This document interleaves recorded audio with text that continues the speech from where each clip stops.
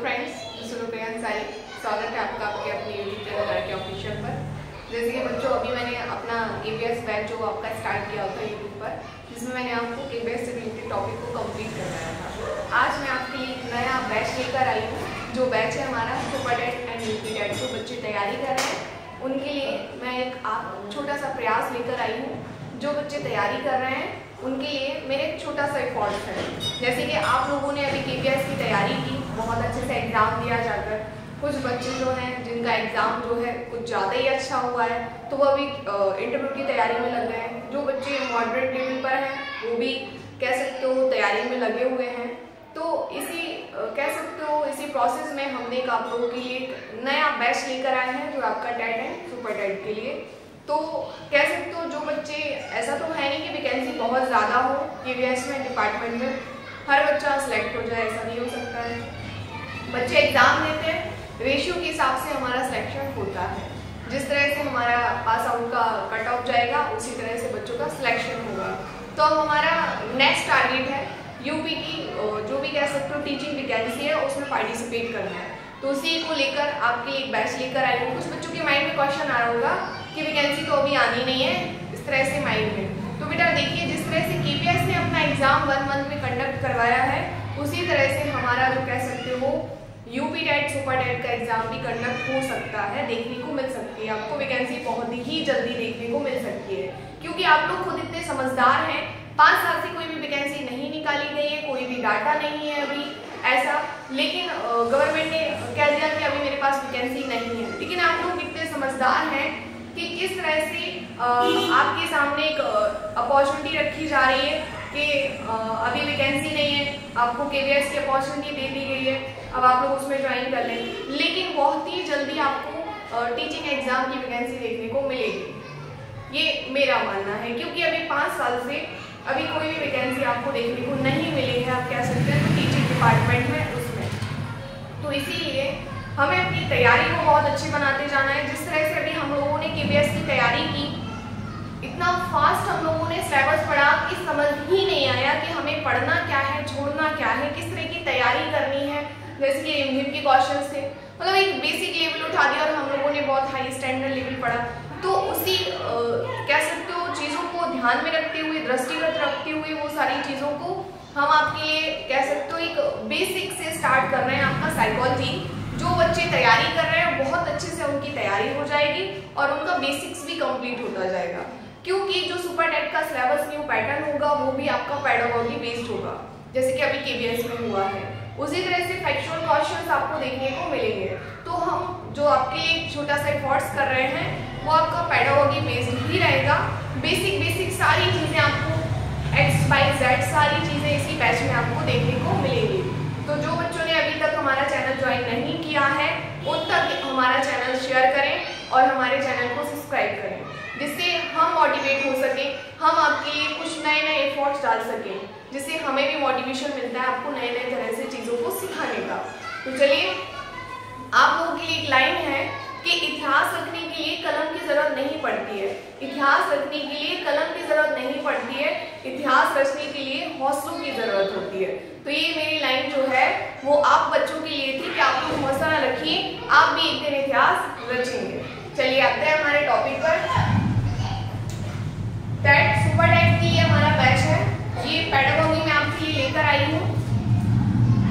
जो हमारा कह सकती हूँ पैटर्न है, जो भी हमें टॉपिक्स को पढ़ना है, आज मैं आपको इस वीडियो में बताऊंगी कि हमारे कौन कौन से टॉपिक हैं जो हमें अपने एग्जाम के लिए कंप्लीट करना है। तो पहला टॉपिक है हमारा साइकोलॉजी, जिसमें हमने पढ़ना है मनोविज्ञान, शिक्षा मनोविज्ञान क्या होता है, बाल मनोविज्ञान क्या होता है, विकासात्मक मनोविज्ञान क्या होता है, हमारा जो मनोविज्ञान शब्द आया कहाँ से आया, ये किसकी शाखा है। तो इस तरह से हम सारी चीजों के बारे में यूनिट फर्स्ट में जानेंगे। जैसे कि मनोविज्ञान जो है दर्शन शास्त्र की शाखा थी, उसी से हमारा निकला है मनोविज्ञान। इस तरह से मनोविज्ञान की प्रयोगशालाएं स्थापित की गई, मनोविज्ञान की कई शाखाएं विभाजित हुई, बाल मनोविज्ञान, विकासात्मक मनोविज्ञान, शिक्षा मनोविज्ञान। ये सारी चीजें हम बेसिक से लेकर आपको चलेंगे और हर एक चीज का हम कॉन्सेप्ट क्लियर करवाएंगे, ठीक है। बस आप लोग अपना साथ देते रहिए और चीजों को आगे बढ़ाते रहिए, जो मेरा एफर्ट्स है वो सक्सेसफुल हो। बस मेरा कह सकते हो आपको वीडियो देने का एक ही मकसद है कि आप लोग सफल हो मेरे छोटे से प्रयास से। तो मैं भी जो एफर्ट्स कर रही हूँ आप लोगों के लिए वो भी सक्सेसफुल हो, तो आप लोग ज्यादा से ज्यादा लोगों तक वीडियो को शेयर करते रहिए। यूनिट सेकंड है बाल विकास, चाइल्ड डेवलपमेंट। जैसे कि बच्चों अभी केबीएस के एग्जाम में हम लोगों ने चाइल्ड डेवलपमेंट के बारे में पढ़ा हुआ, किस तरह बच्चों का किस अवस्था में कितना विकास होता है, शिशुअवस्था में बच्चा कितना विकसित होता है, बाल्यावस्था में कितना विकसित होता है, किशोरावस्था में कितना विकसित होता है, उसे कौन कौन से स्ट्रगल, कौन कौन सी कठिनाइयां, कौन कौन सी कह सकते हो भ्रांतियां रहती हैं उसके मस्तिष्क में। तो ये सारी चीजों को पढ़ना है, किस तरह एक बच्चा जो है वो बाल से कह सकते हो वयस्क बन जाता है, ये सारी स्टेज से होकर बच्चा गुजरता है। तो ये सारी चीजों को पढ़ना है हमारे यूनिट सेकेंड में। विकास की अवस्थाओं को भी डिवाइडेड किया गया है, शैक्षिक दृष्टि से हम कह सकते हैं, शिक्षा की दृष्टि से भी विकास की अवस्थाएं डिवाइडेड की गई है, विभाजित की गई हैं, और हम कह सकते हैं सामान्यता भी विकास की अवस्थाएं बताई गई हैं। तो ये सारी चीजों को हमें यूनिट सेकेंड में कंप्लीट करना है। नाम दिखने में लग रहा होगा बाल विकास, लेकिन टॉपिक इतना बड़ा है कि आपको कह सकते हो बहुत टाइम लग सकता है इसको सीखने में, कि कितना स्टेजेस, डेविएशन, हर एक चीज दी गई है आपके बाल विकास में। इसी तरह से नाम छोटा है साइकोलॉजी, लेकिन पढ़ना बहुत सारी चीजें हैं। हमारा यूनिट थर्ड है बेटा, आज आपको चीजों से अवगत करा रहे हैं कि कौन कौन सी चीजें हमें पढ़कर कंप्लीट करनी है, क्या क्या सिलेबस आपको दिया गया है, जिससे आप लोग परिचित हो जाएं, और हो सके तो आप लोग आज से ही नोट कह सकते हो अपने नोट्स बनाना स्टार्ट कर दें। एक नोटबुक में अपने टॉपिक को लिखते जाएं, और जो भी मैं क्लासेस आपको प्रोवाइड कराती जाऊं तो आप स्वयं अपने सेल्फ नोट्स बनाते जाएं। ये कह सकते हो जो चीजें सुनते हो वो तो माइंड में रहती है, लेकिन आप जो है लिखे भी साथ साथ, जिससे क्या हो आपके टॉपिक भी क्लियर होते जाएं, चीजों को आप नोट डाउन करते जाएं और सेल्फ नोट्स बनाते जाएं। ठीक है। अधिगम, अभिप्रेरणा, जैसे कि आप लोगों ने अधिगम में देखा है कि अधिगम में गौड़ नियम, मुख्य नियम किसके द्वारा दिए गए, एवरी ईयर क्वेश्चन बनता है एग्जाम में। हमें इस टॉपिक को बिल्कुल, इसको कह सकते हो इस टॉपिक के बगैर साइकोलॉजी अधूरा ही है। अगर ये टॉपिक क्वेश्चन में ना आए ऐसा हो ही नहीं सकता है। अधिगम, पावलोव, स्किनर, थॉर्नडाइक, हमारे कह सकते हो कोहलर, ये सारे जो मनोवैज्ञानिक है, इनसे रिलेटेड जो यूजेस किए गए हैं, प्रयोग किए गए, इन्होंने कौन कौन से नियम दिए हैं, वो सारी चीजों को हमें इसमें पढ़ना पड़ेगा। ठीक है। अभिप्रेरणा, यूनिट थर्ड में अभिप्रेरणा, मोटिवेशन क्या होता है, मोटिवेशन से बहुत क्वेश्चंस बनते हैं। हमारे अब्राहम मैस्लो जो मनोवैज्ञानिक हैं, उन्होंने कह सकते हो सिद्धांत दिए काफी सारे अभिप्रेरणा से रिलेटेड। मांग एवं आपूर्ति का सिद्धांत, आवश्यकता का सिद्धांत, उन्होंने बताया कि किस तरह व्यक्ति जो होता है अभिप्रेरित होता है कार्य को करने के लिए। तो ये सारे टॉपिक हमारे यूनिट थर्ड में रहेंगे। यूनिट फोर में क्या है, व्यक्तिगत विभिन्नताएं, इंडिविजुअल डिफरेंसेस। जैसे कि मैं, आप, कौन सा व्यक्ति ज्यादा कह सकते हो मंदबुद्धि का होता है, कौन सा सृजनात्मक होता है, कौन जल्दी पढ़ता है, कौन जल्दी क्रियाओं को कर लेता है। ऐसा तो है नहीं कि सारे बच्चे बुद्धिमान होते हैं या सारे कह सकते हो लोग एक जैसे दिखते हैं। अगर एक जैसे दिखते होंगे तो कह सकते हो हम तो पहचान ही नहीं सकते, आइडेंटिटी कैसे करते हैं उनकी, कह सकते हो हाइट से, उनके कलर से, उनकी आवाज से, उनका कह सकते हो रहन सहन के तरीके से। ये सारी हमारी व्यक्तिगत विभिन्नताएं होती हैं, उनकी वेशभूषा से, उनकी भाषा से, जाति से।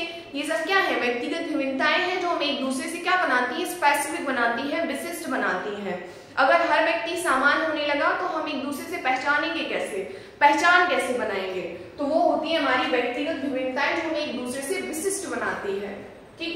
यूनिट 5 में क्या पढ़ना है हमें, यूनिट 5 में पढ़नी है समावेशी शिक्षा।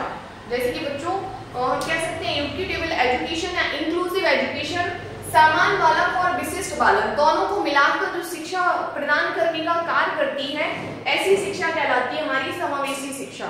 हम विशिष्ट बालकों के टाइप्स भी पढ़ेंगे, कितने टाइप्स के होते हैं, सृजनात्मक बालक क्या होते हैं, प्रतिभाशाली बालक क्या होते हैं, इनकी शिक्षा के लिए क्या क्या प्रावधान किए गए थे, बच्चों के लिए जो विशिष्ट बालक है उनके लिए क्या क्या एक्ट लाए गए हैं। जैसे कि अभी हमने केबीएस में पढ़ा हुआ है, उससे ज्यादा चीजों को हम यहाँ पर कवर करेंगे। ठीक है। यूनिट 6 में बताया गया है शिक्षण अधिगम प्रक्रियाएं, हम कह सकते हैं टीचिंग लर्निंग प्रोसेस। जैसे कि हमें बहुत सारे समय पर एक्ट आए हुए, एनसीएफ एक्ट आया, सीसी आया, हमारा कह सकते हो कॉन्टिन्यूअस एंड कॉम्प्रिहेंसिव एवोल्यूशन, शिक्षा व्यापक एवं सतत मूल्यांकन आया आपका, ECC आया आपका, अभी जैसे कि नई शिक्षा नीति आई है NEP 2020। तो इन सारी चीजों को हमें इस टॉपिक में कवर करना है।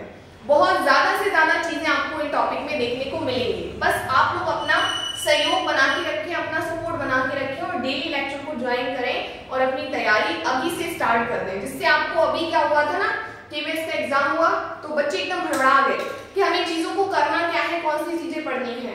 तो उन सब चीजों को छोड़कर आप लोग अभी से तैयारी में जुट जाएं, जिससे आपको नोट्स प्रिपेयर करने की आवश्यकता ना पड़े एग्जाम के टाइम। आप लोग चीजें एकदम माइंड में क्लियर हो, मतलब कह सकते हो स्कोर एकदम हाईएस्ट जाए, किसी भी गलती की कोई संभावना ना हो, ऐसी तैयारी आपको हम करवाएंगे, हमारा पूरा बैच करवाएगा। ठीक है, नेक्स्ट यूनिट 7 भारतीय शिक्षा का इतिहास, इंडियन हिस्ट्री।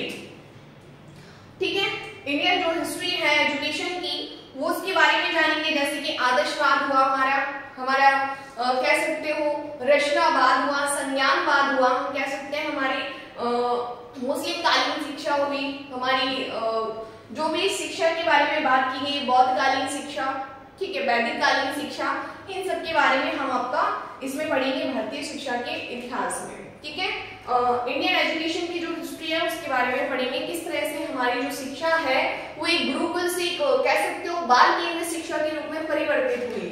ठीक है, नेक्स्ट है हमारी यूनिट 8 दार्शनिक दृष्टिकोण, हम कह सकते हैं हमारा फिलोसॉफिकल पर्सपेक्टिव, हमारा दार्शनिक दृष्टिकोण। जैसे कि बहुत सारे मनोवैज्ञानिक रहे, हम कह सकते हैं अरस्तु हुए, जॉन डीवी हुए, महात्मा गांधी हुए, रविन्द्रनाथ टैगोर हुए।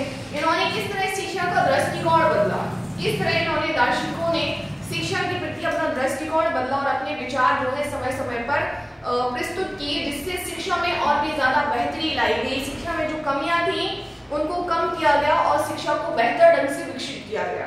तो इन सारी चीजों को हम पढ़ेंगे यूनिट 8 में। तो बेटा आपने समझ लिया होगा कि कितनी सारी चीजें हम लोग को कवर अप करनी है। और देखने में क्या लगता है साइकोलॉजी, बट ये टॉपिक छोटा नहीं है। जब हम पढ़ने बैठते हैं तो कह सकते हो हमारा सुपर टेट में सबसे ज्यादा मार्क्स यही कंप्लीट करेगा। जैसे कि अभी KBS में किया आपने, तो उसी तरह से आपका जो सुपर टेट है, जो बच्चे टेट की तैयारी कर रहे हैं, उनको ये टॉपिक बहुत ज्यादा कह सकते हो कवर अप करेगा। आपके मार्क्स यहीं से ही आते हैं। 2 टॉपिक में बेटा याद रखना आपका स्कोर बढ़ता है, साइकोलॉजी, दूसरा करंट अफेयर्स। अगर आपने ये 2 टॉपिक बहुत अच्छे से कर लिए ना, तो आपका स्कोर कोई नहीं रोक सकता है। बेटा फिर स्कोर का मतलब क्या है, 90 मार्क्स लेके नहीं आना है कि 150 में 90 मार्क्स लेके आ गए, भैया बहुत अच्छा समझ रहे हो अपने आप को। नो, ये कह सकते हो सिर्फ पासिंग मार्क्स होते हैं, ये सिलेक्शन मार्क्स नहीं होते हैं आपके। सिलेक्शन मार्क्स वही होते हैं जो आपको सिलेक्शन तक ले जाते हैं। आपकी एक गलतियां जो है ना, वो छोटी छोटी गलतियां, उन सबको दूर करते जाना है और अपना सिलेक्शन कह सकते हो पक्का करना है। तो आई होप आपको वीडियो पसंद आया होगा और मेरी बात को सीरियस लेकर आप लोग स्टार्टिंग कर देंगे, आज से ही तैयारी अपनी स्टार्ट कर देंगे। कुछ बच्चे बैठे होंगे कि भैया KBS का एग्जाम देकर आए हैं, अभी तैयारी नहीं करनी है, अभी ये नहीं करना है, वो नहीं करना है। तो सारी चीजों को एक साइड रखो और अपने आप को एक दूसरे रास्ते पर लगा दो।